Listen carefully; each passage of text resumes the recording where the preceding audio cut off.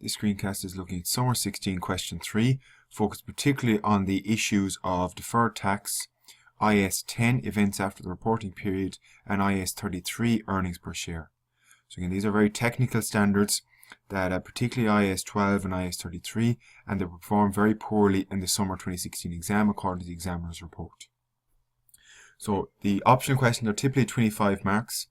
In this Summer 16 Question 3, you had 8 marks for deferred tax, you had 7 marks for events after the reporting period, and you had 10 marks for earnings per share.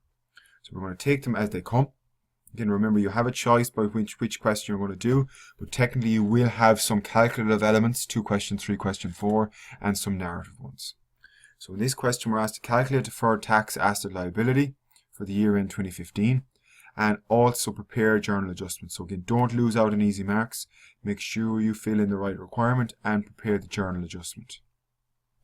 Now, typically how we go through looking at deferred tax, I use the rule, you compare future accounting profit compared to future tax profit. So you look for each of the individual items as you go through it. If future accounting profit is bigger than future tax profit, you will have a deductible tax allowance or deferred tax asset. And then if it's the opposite, where future accounting profit will be less than future tax profit, so your taxable profit will be bigger, then that will end up in a deferred tax liability. So either or, that's the typical easiest way. Some people like to use carrying values compared to tax written down values, and that's fine as well. You're always going to come back to the same answer. A lot of the time it is easier to think about it in this way. So if we work through each of them, we're told the following information. Carrying value of plant and equipment at the year end is 3.770 million, whereas the tax base is 4.235. So applying these particular rules here, that means in the future, just for plant and equipment, I can write off for depreciation the carrying value, which is 3.77 million.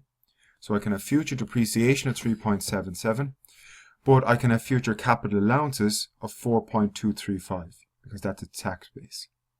So in that case, you're going to have future accounting profit will be bigger than future tax profit, because you're going to have less depreciation to charge and you'll have more capital allowances. In that case, that is going to result in a deferred tax asset. So again, we can calculate that at the end, but the difference there, 4235 minus 3770, is what's called a deductible temporary difference. So the DTD is deductible temporary difference, leading to a deferred tax asset. But of course, we net them off and we take them all together. So that's the first part. So we look at 2A first. So again, 2A and just splitting the interest paid, interest received. So 2A is your interest received. So we'll just put here, that's P&E. This is interest received.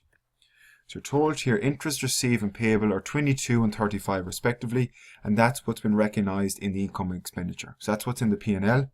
However, only 16.5 of income was received in cash. So the rest of it is in a balance sheet, and only 18,700 of the expense has been paid. So the rest of it is accrued. And there's a difference here that while you have recognized it as income and expenditure in the P&L, tax is only payable on interest received and is only allowable on interest paid when the actual amount is paid. So it's a cash basis the taxman works. So in this case here, while you have interest receivable recorded of 22,000, you've only received 16.5. So there's a difference there of 5,500. And in that case, the future tax profits are going to be bigger. So future tax profits will be bigger than future accounting profits.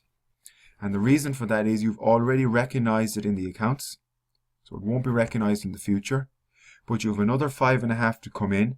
And when it comes in, it will be taxed. So there's a temporary difference there.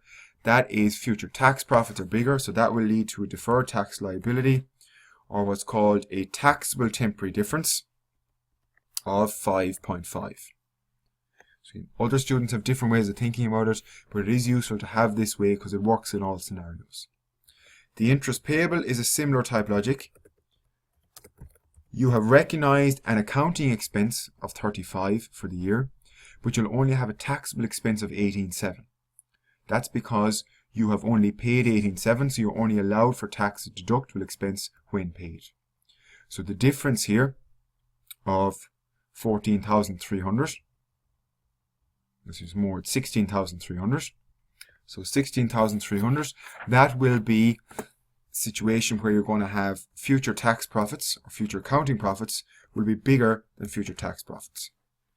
Because in the future, you will have no expenses to write off, but you will be allowed to write off the remaining 16,300 when it's paid. So you're going to have a lower tax bill because you'll have more expenses to write off, which you've already taken account of them in your accounting profit, which is the profit in the P&L. So that will lead to, here, a deferred tax asset to the tune of 16.3. So we'll have to still calculate these, but what these figures are called are either deductible temporary difference or taxable temporary difference. Deductible leads to a deferred tax asset, taxable leads to a deferred tax liability. The next one then is development costs. So development costs are 890,000 were capitalized during 2015. So in this case, you're told they're capitalized, but they've been fully claimed. So you've already claimed them for tax purposes, but you won't claim them for accounting purposes. You will write them off over 10 years. And it's commenced this year. So you have 1 year written off. So the key point, there's a temporary difference here for 9 years. Because you've them claimed for tax, but you haven't claimed 9 years. You've only 1 year claimed for accounting profit. So in that case, your future tax profit is going to be bigger than your future accounting profit. Now, of course, you could say future accounting profit is going to be smaller, and that's fine. But what you're essentially saying here is you've claimed them all for tax.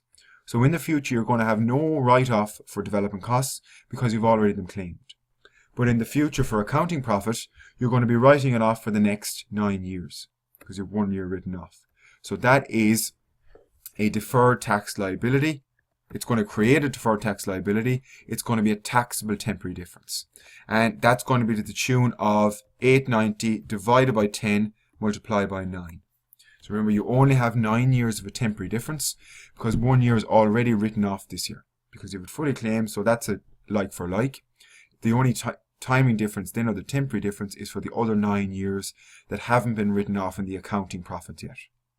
So your future accounting profits will be lower because you have those things to write off. So the point 4 then tells us that land has been revalued upwards by 50,000, and this land was first revalued last year upwards by 80. So its total is 130 has been revalued upwards. Now it's always important you separate out land because remember, there's a different tax rate for normal day-to-day expenditure and income and capital gains. So we will keep that till the very end because that goes through the OCI, and the deferred tax goes through the OCI when you're dealing with land revaluations. That's a separate issue. And then at the end, we're told that the deferred tax liability, the opening position, which was the end of last year, was 67. But remember, some of that was due to a land revaluation, and some of it would have been due to the P&L. So you need to split out what's due to the P&L and what was due to the OCI. So for example, that's 67 if we just bring it down. The opening balance, opening deferred tax liability, of the 67, 80,000 times 0.25, 20,000 of that, so we'll just do 20, related to the OCI, i.e. the land revaluation. So that would have been attached to the land, because we know that when we need to calculate our movements, we need to know what the movement was from last year. That means 47 was related to the P&L. So giving you a total of 67. So that was a tricky one that caught a lot of students out, but you need to separate between what's in the P&L and what shows in the OCI. So that's the opening position. And our closing position then, where we need to calculate what's our closing deferred tax liability in the P&L. So all these items excluding the land revaluation. So you've deferred or deductible tax temporary differences of 481, and you've taxable temporary differences of 806, meaning the net position, so you're allowed to net them off, will be taxable temporary difference of 325.2. So that's the net position. And remember, to get to, that will give you a deferred tax liability. So anytime you have a taxable temporary difference, it will lead to a deferred tax liability. And you multiply that difference, that's important, a step that students forget, by the tax rate, which is for the P&L will be 12.5%. So the updated amount there is 40.65. So that is the deferred tax liability at the end of 2015 for the P&L. You compare that to the opening, which was 47, giving a movement of a decrease. So you have a decrease in deferred tax in the P&L by 6.35. And again, we're going to come back. We'll need to know that for the finish when we're doing our journal adjustments. So the updated deferred tax liability, which I'll put in orange, that is the updated one that will be in our balance sheet at the end of the year for that portion. Now we also have to do the portion about the land revaluation. So the land has now been revalued up by 50 this year and 80 last year. So the total revaluation upwards has been 130. So the deferred tax liability associated with that is 130 times 0.25, which is the capital gains rate, because that's the tax rate applicable here. So that's the full amount. But of course the movement for this year, will be the full amount minus the balance from last year. Because you had a balance coming forward of 20, therefore it'll be 12.5. And again, the good students will realize the 12.5 could have also been calculated by multiplying the 50, the value this year, times 25%. So either way, we need to get the movement this year is an increase. And we need to know the closing balance, which both of them are added together then in the balance sheet, will be the closing balance on deferred tax. I'll just bring it down here. So S2FP deferred tax balance at the end of the year will be the new 32.5 plus the 40.65. So 73.15. So it's going from 67 up to 73.15. And that movement, we look at the 67, it's a movement of 6.15. And this is where some students got caught because they didn't provide the journal adjusting or the adjusting journal. You had to say, well, we need to increase, so we're going to credit deferred tax 6.15. Because remember, it's already there, so all you're doing is the adjusting journal. Bring it up by 6.15. You're going to credit the P&L deferred tax, because remember, you want to reduce the P&L deferred tax by 6.35. So that's what the 6.35 comes from. But you then want to debit OCI deferred tax, because that is an increase in deferred tax for the year of your 12.5. So you can see there they both balance to 12.5 on either side. So that was a tricky one to finish it off. You had to look at the separate movements for the OCI and the movement for the P&L and split those out, because you need to show them separately on the face of the SPLOCI, the face of the statement of profit and loss and other comprehensive income. So particularly challenging one. And if you look at the examiner feedback in terms of the performance, so we just jump to the examiner feedback. Candidates prepared well, performed well in terms of IAS 12, but some candidates demonstrated a very little knowledge of the topic and mixed up deferred tax assets and deferred tax liabilities. So again, IAS 12 is a commonly examined standard, but one that students find very difficult because it's very technical. So you need to make sure you go back, and particularly that rule, future accounting profits and future tax profits, can be very helpful in that regard. The next part of this question 3 is focused on IAS 10, events after the reporting period. So for 7 marks, and again be careful of the reading here, you have to write a memorandum. So that's just a basic memo. Don't throw away an easy mark. All you're writing for a memo is, you write memo to whoever, from, and re. That's all you do, and that's what you get your marks. And have a look at the examiner's solution in terms of their layout as well. So it can be an easy mark. Don't throw away a nice little layout mark. So we're asked to advise them on how each of the above items are treated for IAS 10. Now again, the key thing is for IAS 10 is it's either going to be an adjusting event or non-adjusting event. And the key thing was whether the condition existed at the reporting period end. So the reporting period was the end of December 2015. So we have to figure out, did these conditions exist at that date? And if they didn't, it's what's called a non-adjusting event. So the first item here is at the end of the year, they signed contracts to purchase a new site, but it was subject to planning permission. Not accounted for this in the financial statements, on the basis the planning permission had not been granted. And on the 1st of April, planning permission was granted. Now again, this would be a non-adjusting event. So it does not provide evidence of conditions at the reporting period. You didn't have planning at the reporting period, so the fact that you got it after that doesn't change the fact you didn't have it at the reporting period. And unless you had, this was a material transaction, you wouldn't have to disclose it. So all you have to write there is non-adjusting event does not provide more information about events at the reporting period. So very straightforward. You don't need long essays. You don't need to regurgitate out the standard. Just say it as that and you move on. Next one is after the year end there was a major flood and the stock rooms were damaged and inventory was also damaged. Berg was unable to obtain insurance due to previous flooding. So again, this was not an event of condition or evidence of conditions at the reporting period. It happened after year end. So as before, it's also a non-adjusting event. Now, if the thing was material, you may have to disclose it, all right? Because if it's a serious disruption to trading, but the key point is you wouldn't have to make adjustments to inventory because this was not at the 31st of December 2015. The next one is a common one. So in April, the directors proposed and approved, the shareholders approved a 2015 dividend of 165 grand. Again, IAS 10 covers this very explicitly. Unless the dividend has been proposed and approved prior to year end, you do not adjust or you do not account for this dividend. This is after the reporting period.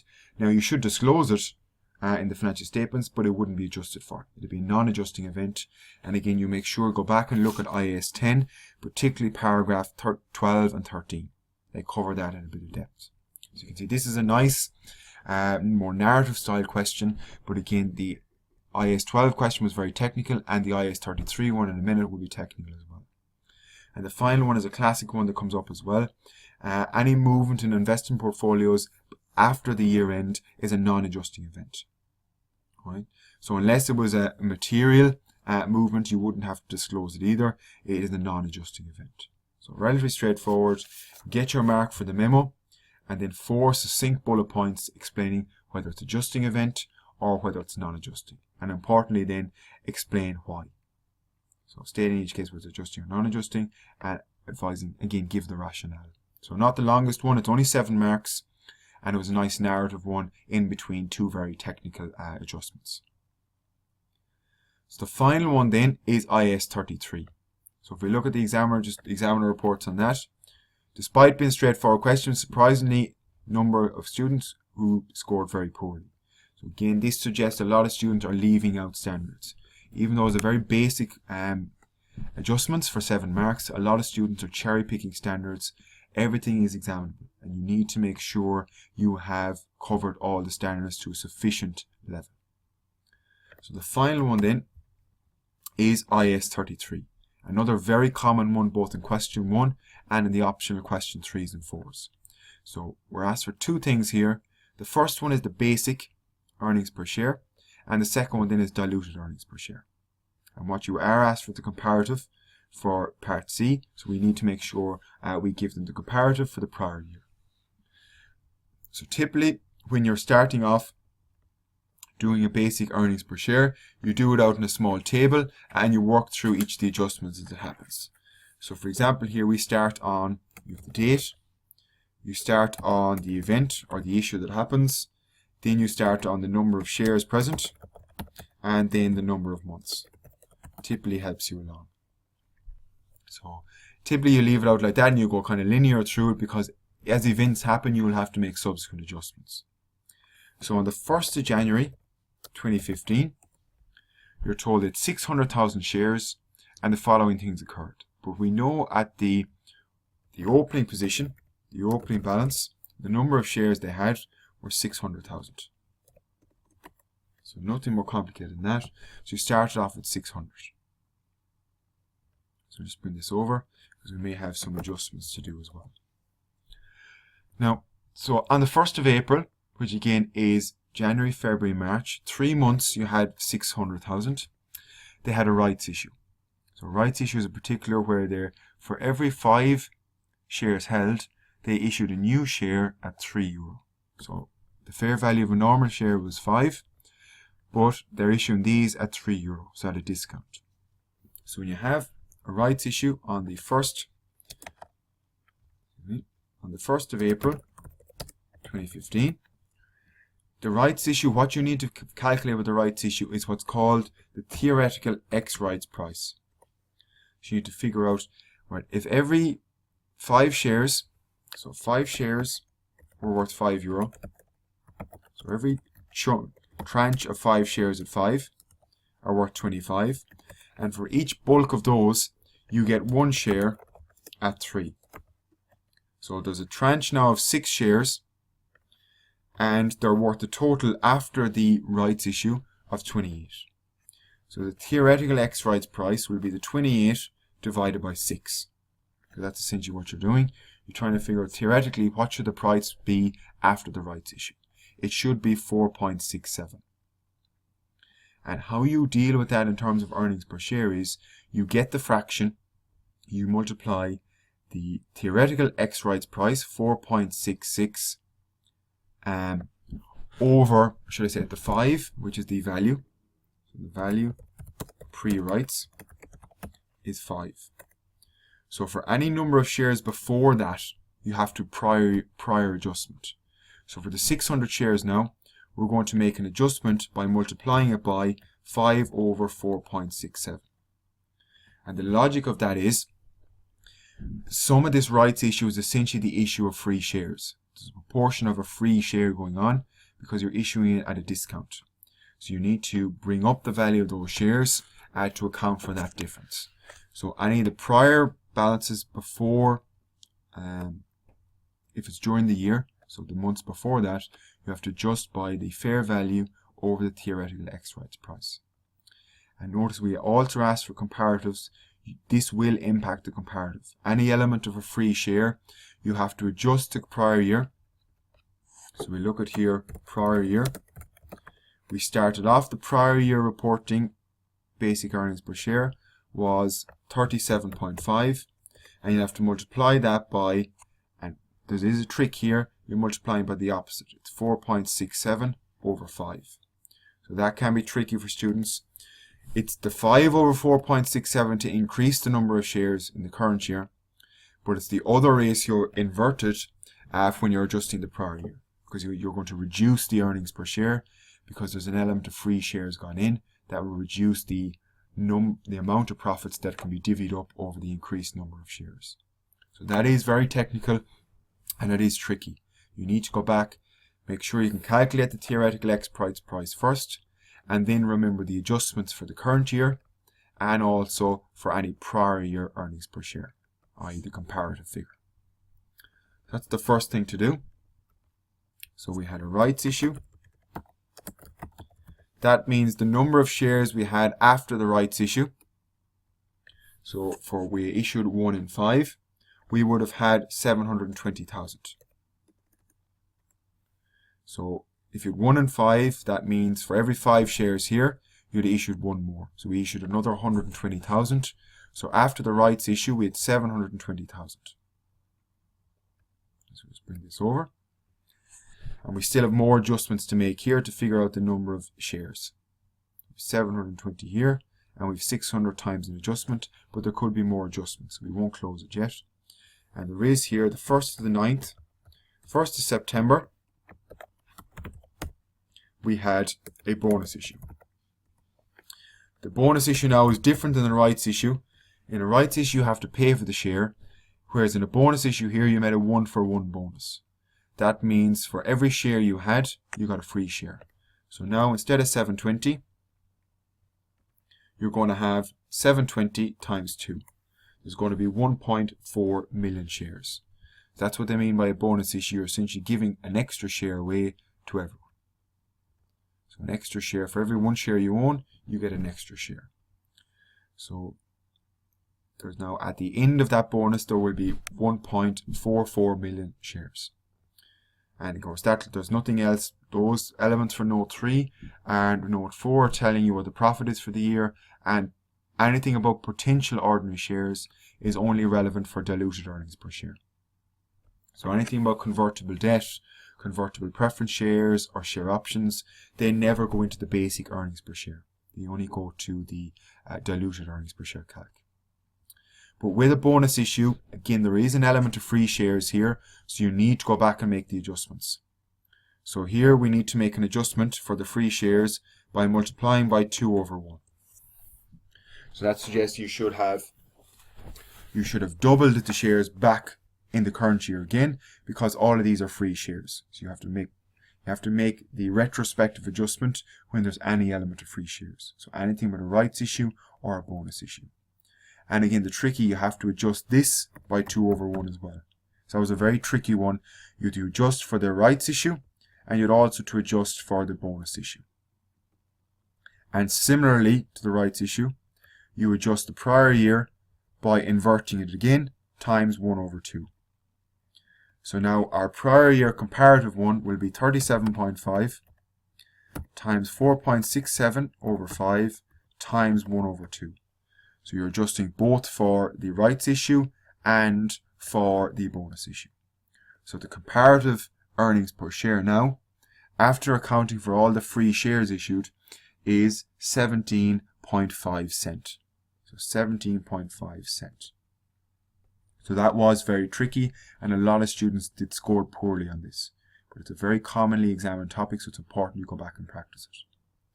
So to get the weighted average number of shares, so that's what we're looking for. We're looking for the weighted average shares outstanding in 2015. You have to adjust this figure to get, well, based on those adjustments, it's 600,000 times 5 over 4.67 times 2 over 1. So the adjusted number of shares for 3 months, from January to April, would be, just to make these adjustments so they look cleaner, they will be about 1.2 million. And that's only for 3 months, remember, because you only had that up to April. From April to September, it'll be 720,000 times 2 over 1. So that's your 1.4. And then from onwards, it's 1.4 as well. So from April, May, June, July, August, for 5 months, you had 1.4. And then, of course, for the last 4 months, you also had 1.4. So what do we talk about getting the weighted average? Is you multiply the number of shares times the months over 12. That's typically how we do it. Times the months over 12 plus 1440 times the month over 12. So on average, the weighted average shares outstanding in 2015 for your basic earnings per share are about 1.4 million. So 1.4 million shares, just over it, is the weighted average shares outstanding. And of course, to get your basic EPS, it'll be profit after tax over the weighted average shares. So typically the profit after tax is the most straightforward one to calc, and we're given it here to be 460. So we're told it's 460 here after tax, and the weighted average shares then are 1401. So I'll just put this 460,000 so with the right zeros. So to get the earnings per share, you divide the earnings by the number of shares. So that will give us an EPS for 2015 of approximately 33 cents. So an earnings per share for 2013 of 33 cents or 0.328. So for 6 marks, that was a lot of work. But it wasn't. If you practice your past exam questions, you should know the earnings per share takes 2 things, the profit which we're given, and then this one, the weighted average number of shares. But both the rights issue and bonus issue have what's called elements of free shares, either completely free shares or partially free. So you need to go back and adjust the current year shares, and also adjust the comparative figure from 2014. And there's slightly different ways about how you go adjusting either, so it's important you do practice those. It's a very common one because the examiner knows students do not like it. Now the last part we're looking at here is, we really just looked at shares that were outstanding. In companies they also have what's called potential ordinary shares. So these are particular instruments, convertible bonds, convertible preference shares, or share options that may or may not convert into shares in the future. And again, the more shares you can have, the diluted impact that will have on earnings per share, because you're dividing by a bigger number. So IAS 33 requires companies to show the diluted earnings per share as well. And how you get that, you try and start first by looking at all the elements or the instruments that can have a diluted impact. So in this case here we have convertible bonds and we have share options. And what you look at is you look at the profit impact and you look at the shares impact. So you say, if these are converted, how much profit do I save because I don't pay interest? But how many extra shares do I have? So that's your first starting point, is to figure out, if I convert, what profit do I save? Well, if the convertible bonds convert, I will save interest of 800 times 5.5% times 1 minus the tax rate.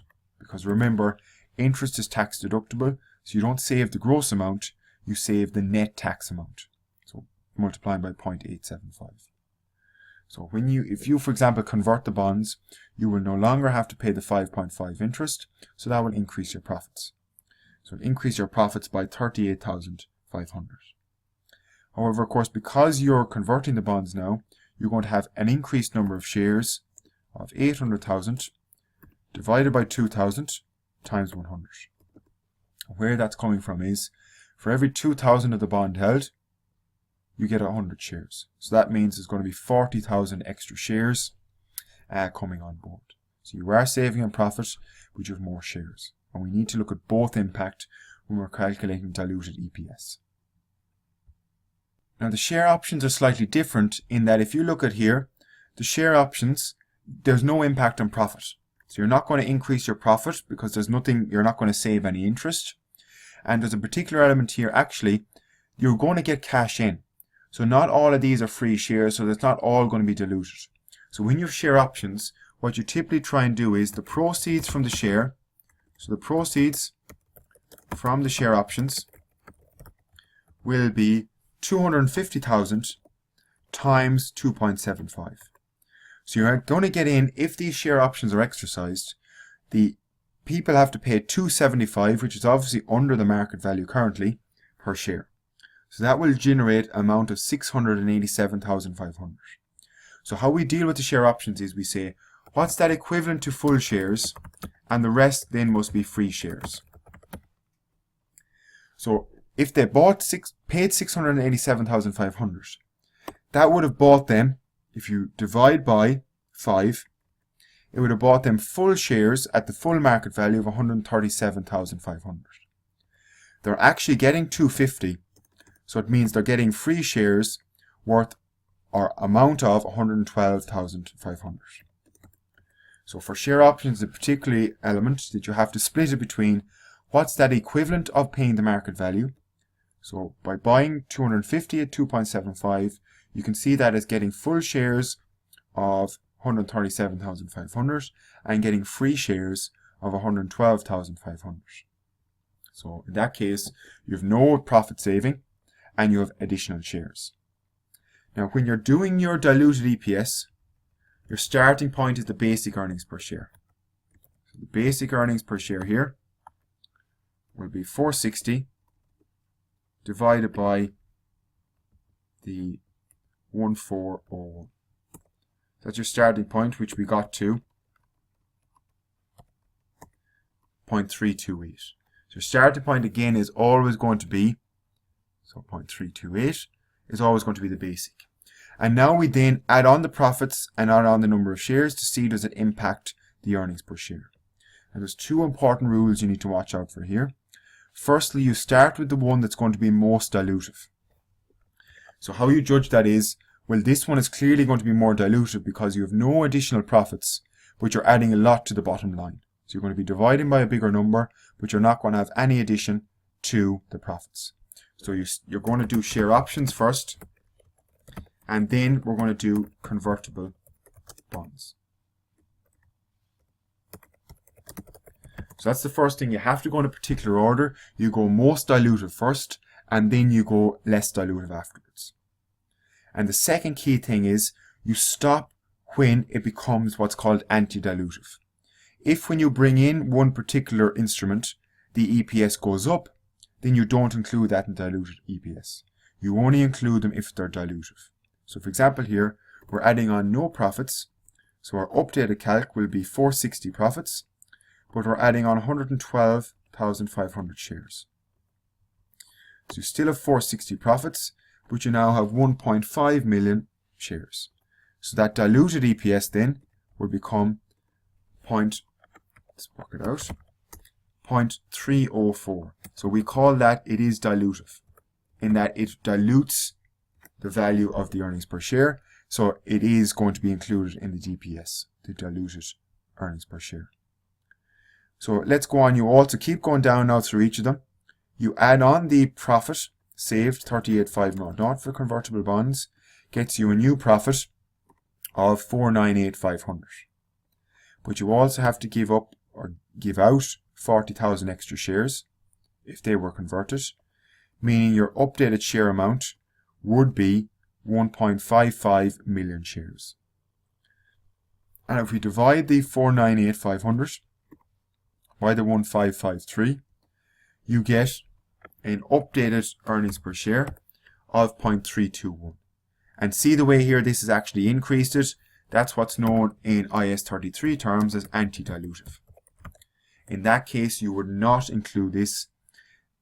The diluted earnings per share would be shown as 0.304. Right, so you always have to watch when it's diluted or when it's anti-dilutive. So there are certain steps involved. So for the diluted earnings per share, you only ask for the current year. You start by looking at each of them individually, their impact on profit and their impact on shares.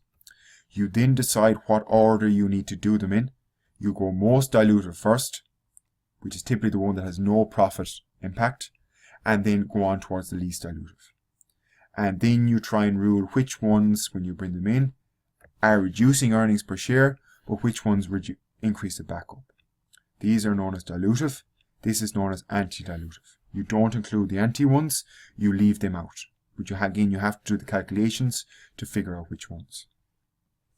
Right, so again, it's clear to see why IAS 33 is popular with the examiner, because it can be very technical. And if you look at the examiner's feedback, this was poorly answered by the majority of candidates with few demonstrating any knowledge. And remember, this was not the repeat, this was the main exam, and over half of the candidates did it. So clearly this examiner is not happy with the standard of IAS 33, and it's more than likely going to be re-examined again.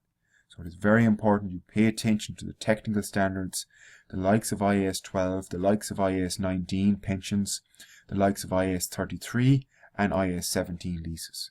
The very technical ones are the popular ones in the exam because students try to avoid them when they're studying. So that question looked at Summer 16, question 3, focusing on deferred tax, IAS 10, and IAS 33 earnings per share.